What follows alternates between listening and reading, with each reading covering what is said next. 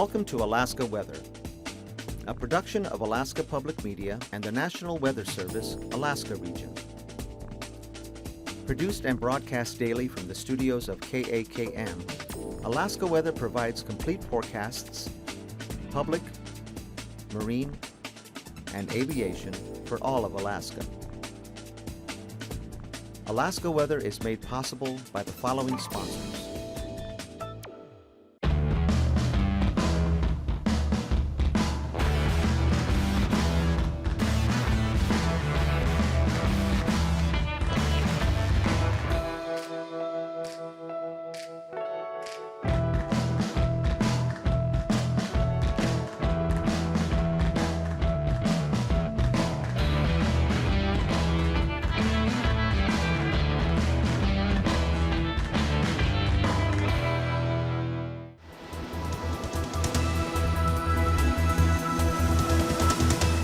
The National Weather Service. Hello and welcome to the Tuesday edition of Alaska Weather. I'm meteorologist Kimberley Hoeppner, and today is March 22nd, 2016. We have some great weather on the way for you. In just a moment, we'll be on to your aviation, public, and marine forecasts. When we're not here, you can always check our information out by going to www.arh.noaa.gov, or you can also go and call our information line at 1-800-472-0391. Now on to the weather systems that are out there. What we're going to concentrate on is this system right here. The white plume of moisture is wrapping around a low pressure system. Putting this into motion, you can see that's on a northward track towards the Gulf of Alaska here. And now across the western areas of this state, low pressure is weakening across the Bering and the Aleutians and Alaska Peninsula, with another low pressure system coming up towards the western Aleutians and ridging across the western areas of the Bering is retreating back to Kamchatka. Now we had clearing quite a bit across the state today for the southeast. Saw some breaks in the clouds and across much of the state of Alaska for today. As you can see, the clearing trend through the afternoon hours as ridging across the Alaska-Canada border here begin to build in across the southern areas of the state. So we've seen some clearing all across the central interior, and with clouds still streaming up through the southwest, they had some light rain showers today. So putting this into motion one more time, this is a system that we're going to be concentrating as we head through your Wednesday.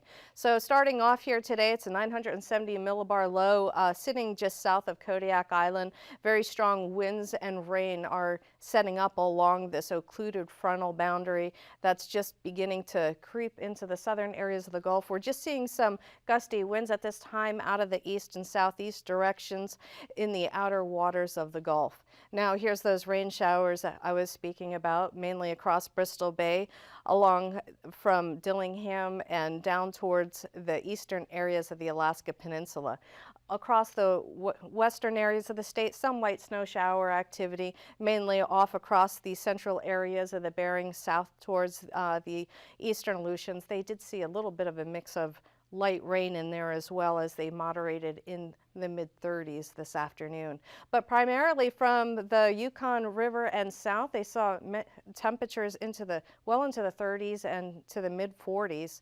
And then across the northern areas of the state, with the high pressure just off the coast, they continue to see some gusty winds along this tighter gradient around the northwest coast through about Kotzebue, and then they primarily had a northerly flow, but a little bit lighter across the Seward Peninsula. Now, as we head into tonight, expect the conditions across the coast to continue with the tighter gradient, especially across the eastern areas of the Beaufort Seacoast, with ridging beginning to shift off towards the east. Low pressure will be the system of main concern as we head into the overnight hours. Expect winds with the system between 30 and 45 miles per hour, with possible higher gusts up to 55 miles per hour as this front begins to creep into the southeastern areas. So the very gusty winds across the inner channels, even back towards Kodiak Island. This system is mainly going to affect the Gulf and the surrounding coastline. The rain will diminish as it heads further away from this system, as the main flow begins to push towards the east. However, expect some gusty winds changing out of the north direction as this low pressure pushes off there to the east. Across the western areas of the state, we'll see the highest precipitation as just a weak trough boundary remains across the eastern areas of the Bering. So snow shower activity will continue across the Alaska Peninsula and the eastern Aleutians, and weak troughing across the northern areas of the state will just bring some light shower activity, no accumulations expected there. Across the western areas of the Bering, expect high pressure to continue to be in control. It will begin to move north on your Wednesday as low pressure system works in from the North Pacific. However, the surface feature will be tracking towards the east. Shower activity will be light across the Bering tomorrow as troughing begins to weaken further. Some light rain showers, some patchy fog along the eastern areas of the Alaska Peninsula will be possible, and also look for possible fog development along the north and northwest coast on Wednesday. So this low pressure system on Wednesday will be beginning to weaken at 977 millibars. Look for rain activity to be light across the southeast. However, it will be widespread across the Gulf waters. Winds will still be slightly gusty across the northern Gulf, but as you head through Wednesday, this low will continue to weaken and those winds will be on the downward trend.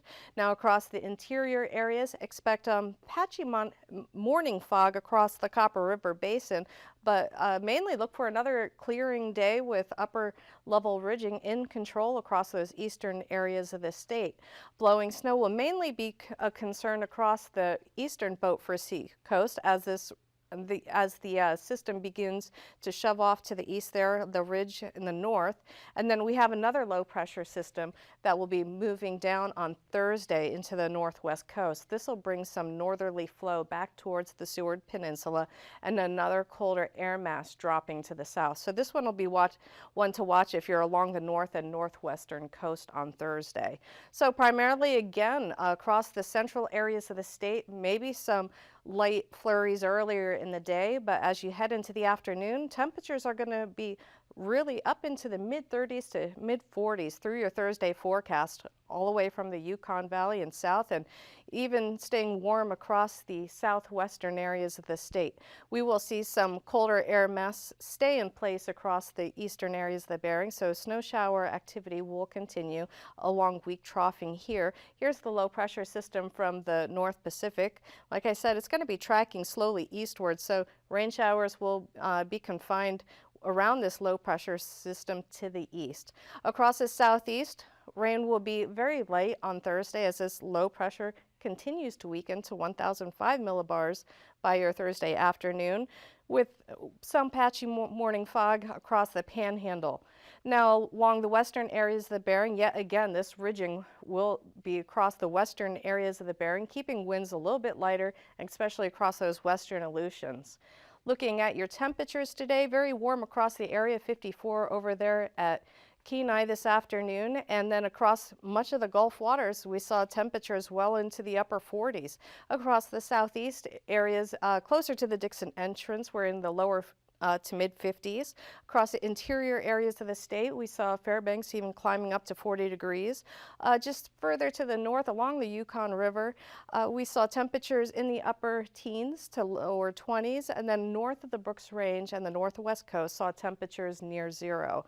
So a little bit warmer trend across the Seward Peninsula, rising quickly from 5 degrees to 24 degrees, with a warmer air mass across the southwest beginning to set in. We're seeing temperatures there this afternoon into the mid-30s to into the upper 20s along the coastline, but that warmer air mass is working in and will probably bring some warmer temperatures as we head through the night as that air mass continues to work towards the eastern areas of the Bering. Now for the Alaska Peninsula, they saw temperatures hovering in the mid-30s as well as the eastern Aleutians, so warm enough just to mix with some light rain this afternoon.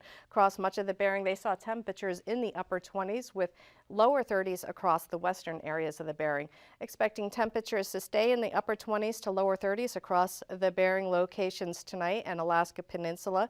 Across the Gulf waters, again, another mild night with temperatures in the mid-30s across the southeast, even into the lower 40s. Across the interior areas of the state, it has cleared out, so they will drop fairly quickly down into the lower teens as we head into the late hours. And then across the north and western areas of the state, expect temperatures mainly at 0 or just below. Across the southwestern areas of the state, they'll see temperatures in the mid-20s.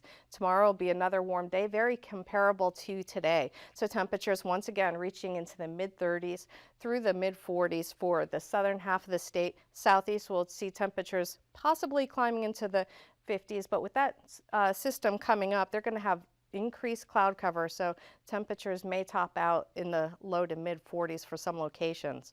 Now, for the western areas of the state, mainly in the mid 30s through the western areas of the Bering. Now, your flying weather for tomorrow, mainly VFR conditions across much of the state. Low pressure system across the Gulf will bring some IFR conditions there. Also possible IFR conditions across the northern areas of the Bering and along the central areas of the Bering south towards the western Alaska Peninsula along the trough location there, and widespread MVFR conditions as low clouds persist along the Bering.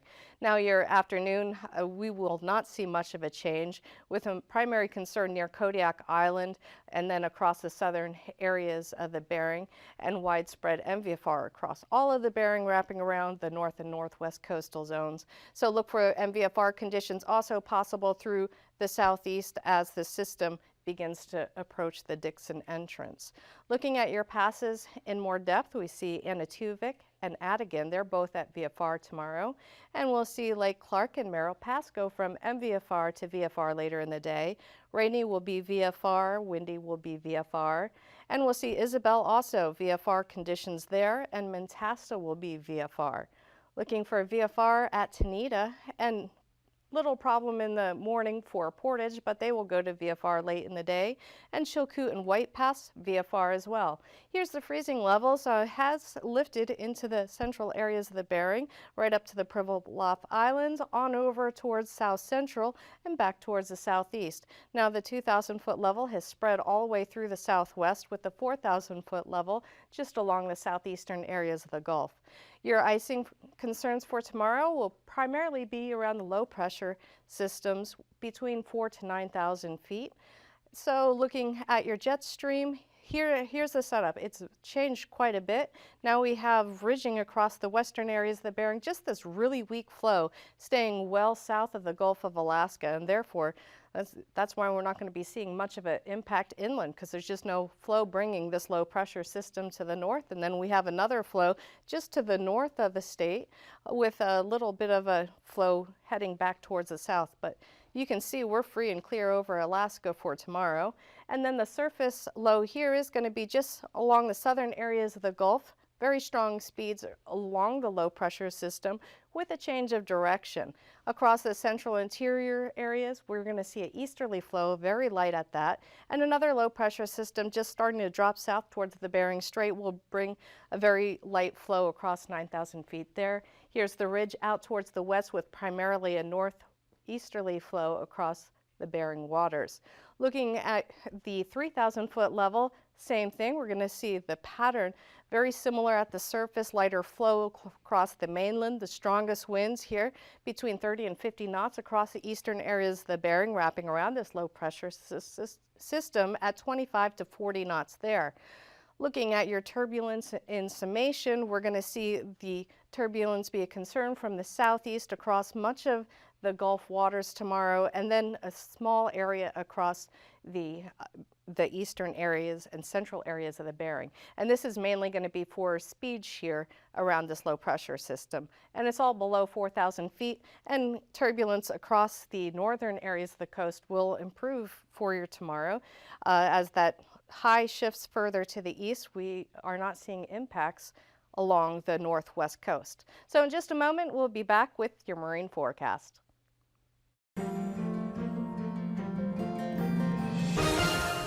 Hello again, I'm meteorologist Dave Snider with the National Weather Service for another edition of Alaska Weather Facts. And joining us again, talking about the Augmented Reality Sandbox, is Eric Stevens from GINA, the Geographic Information Network of Alaska. And he's actually talking about a project from AKwx, which is the experimental program to stimulate competitive research. A lot of acronyms, but some really fun stuff today, right, Eric? You bet. We've got a learning tool that is a tool that's fun to use, and it really has a relevance to actually daily lives of anyone who goes outside and sees lumpy topography in Alaska. We've got a lot of mountains and such.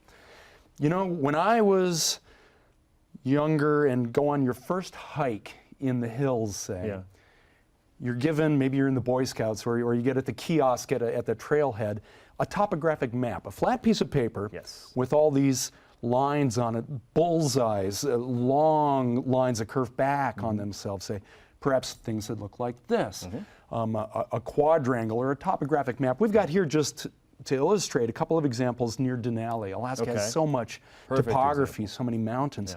And what are all these lines that we see? It can be tough to know what this means the first time you look at it.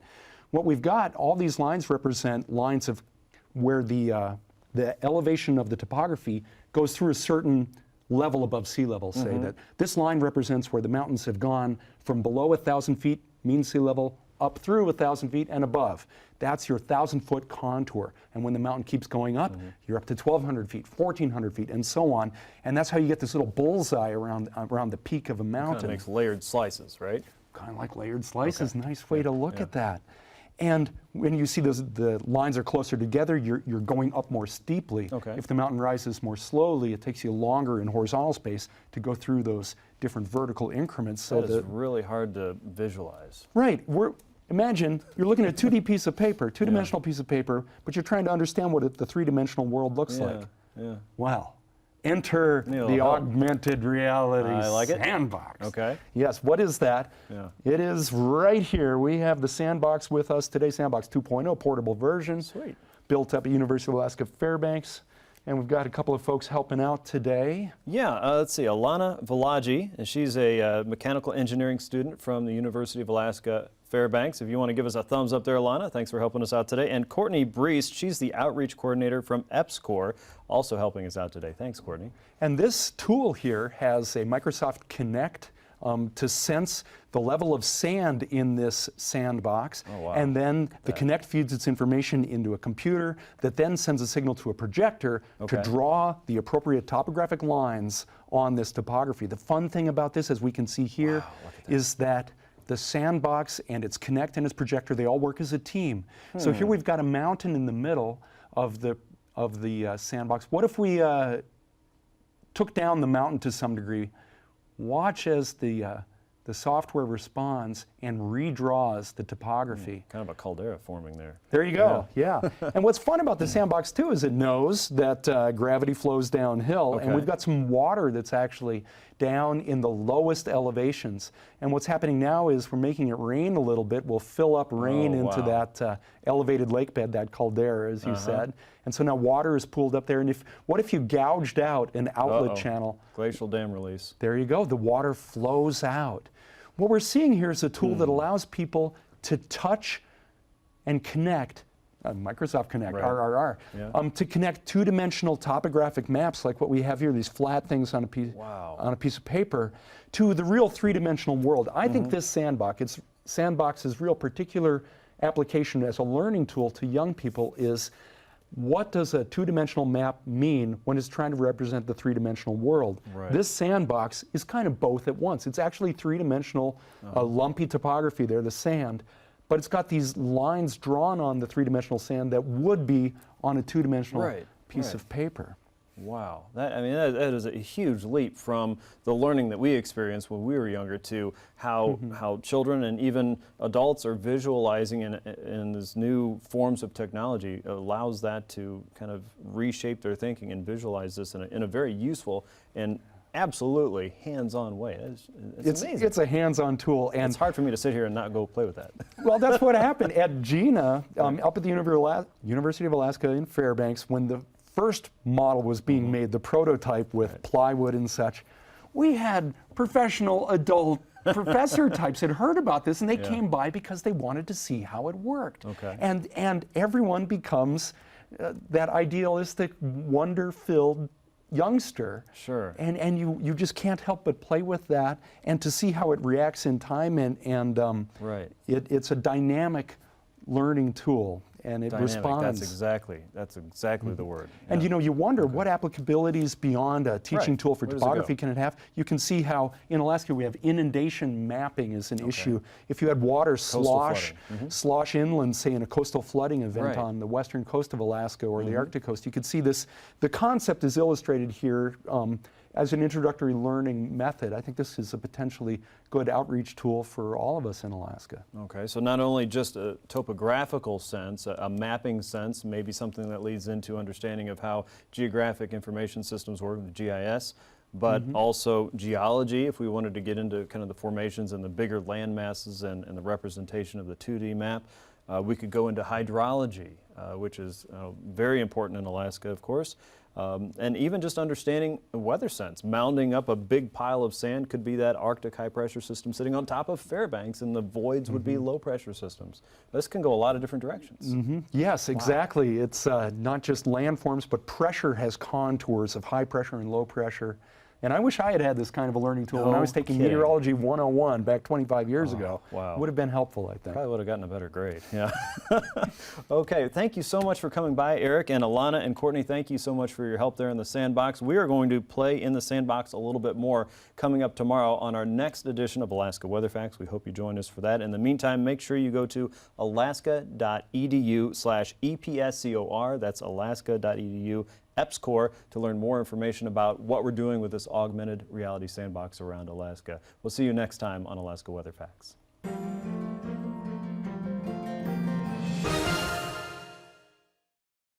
All right, and welcome back to the show, and now on to your ice edge across the Bering.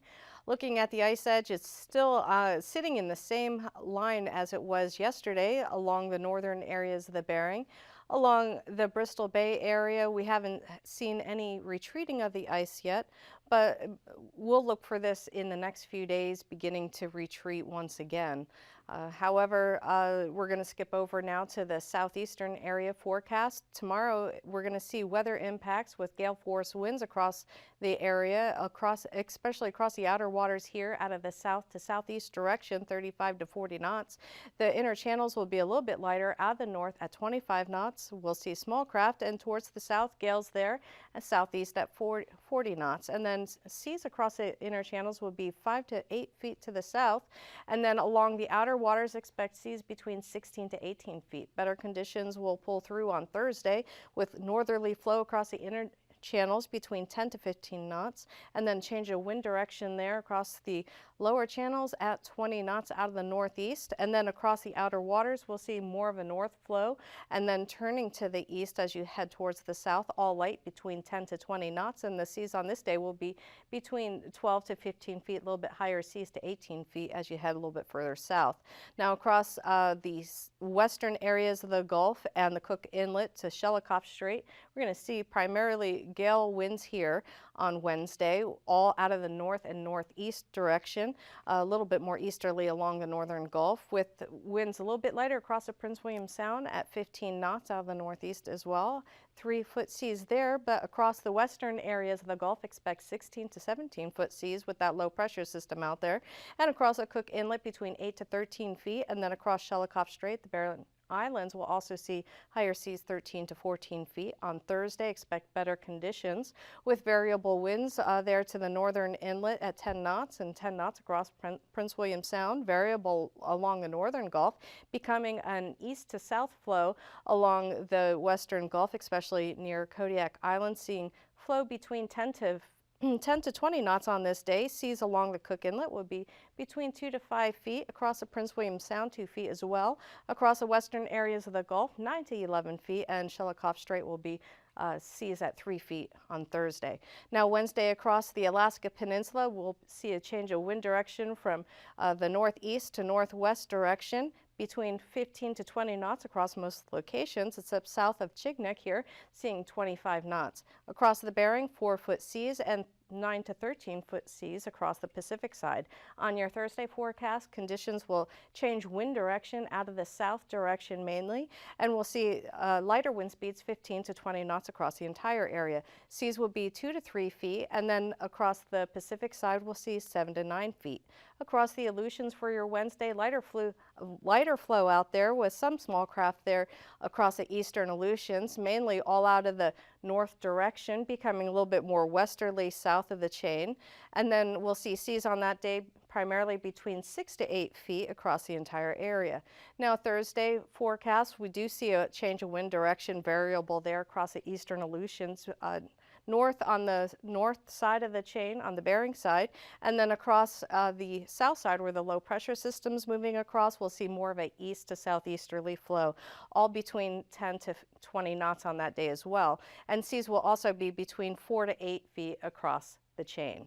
Now looking at your west coast, we'll see northerly flow tomorrow between 20 to 25 knots, strongest winds out there at St. Matthew Island, and seas on this day will be between 3 to 7 feet. Now looking at your Thursday forecast, the wind flow will change just south of the Nunivak Island area, and we'll see wind flow again between 15 to 20 knots, and seas on this day will be between 2 to 4 feet. So a better day out there for the Bering. And then across the north and northwest coast, we'll see an easterly flow, strongest winds there along the eastern Beaufort seacoast, brisk wind advisories. And as you head towards the Kotzebue Sound area, change in direction of winds from northeast to northwest. And along the eastern Beaufort seacoast, we will see a change of wind direction on your Thursday as that ridging begins to shift off to the east there, lighter wind flow, and then back towards the northwest, light winds out of the west direction. Now just to recap your forecast, here comes the low pressure system tonight, bringing an area of rain and gusty winds between 20 to 35 miles per hour with higher gusts up to 45 miles per hour. Drier inland locations, and the trough will be over the southwest, bringing some gusty northerly winds and some snow showers. The primary activity will begin to die down on Wednesday. So thanks for joining us again tonight, and we'll be back with you again tomorrow. These forecasts are to be used for planning purposes only. Call 1-800-WX-BRIEF for a formal pre-flight briefing. Always file a flight plan before you go flying. The U.S. Coast Guard Auxiliary urges you to leave a float plan with a friend or the harbor master before you go boating. Alaska Weather is made possible by the following sponsors.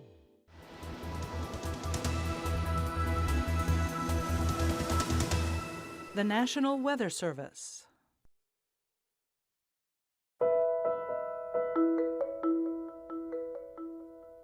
Alyeska Pipeline Service Company, sustaining Alaska's pipeline and its operations today and into the future.